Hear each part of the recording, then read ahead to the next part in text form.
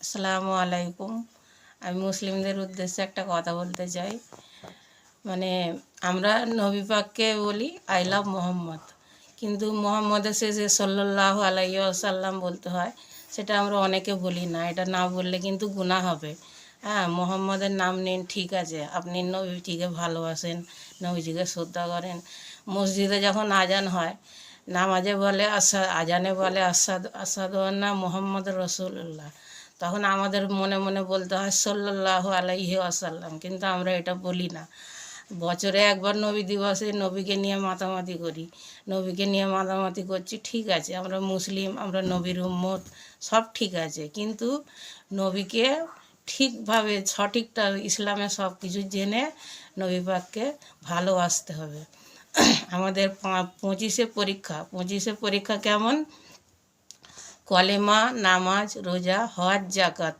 কিন্তু গরিবদের জন্য হজ বা জাকাত যদিও বাদ দাও, 15 তো আছে। কেন 15 কোনটা? কলেমা, নামাজ, রোজা। কিন্তু আমরা এইসব ফরজগুলো আদায় করি না, কিন্তু মানে সব ফরজ বাদ দিয়ে সামান্য কথাগুলোকে নিয়ে আমরা মাতামাতি করি, এটা কিন্তু ঠিক নয়। আপনি নবীজিকে মুহাম্মদ বলছেন, বলুন না।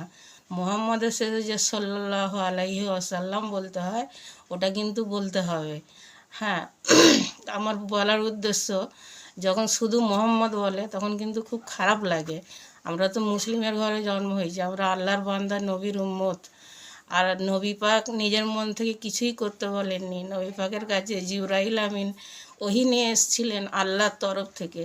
আল্লাহ যেটা জিবরিল আলাইহিস সালামকে যেটা আল্লাহ বলতে পাঠিয়েছেন, নবীজির কাছে এসে জিবরাইল আমিন সেইটা বলেছেন, সেইটা শুনে কিন্তু আমাদের নবী পাক আমাদের উম্মতে তাদের নবী পাকের উম্মতের ওপর প্রচার করেছে।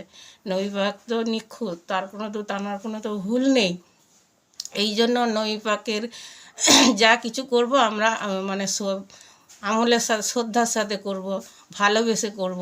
আমাদের এই নবী পাকের নামে যা করব কোনো করার মধ্যে যেন ভুল না থাকে, এটাই আমার বলার উদ্দেশ্য। আলহামদুলিল্লাহ।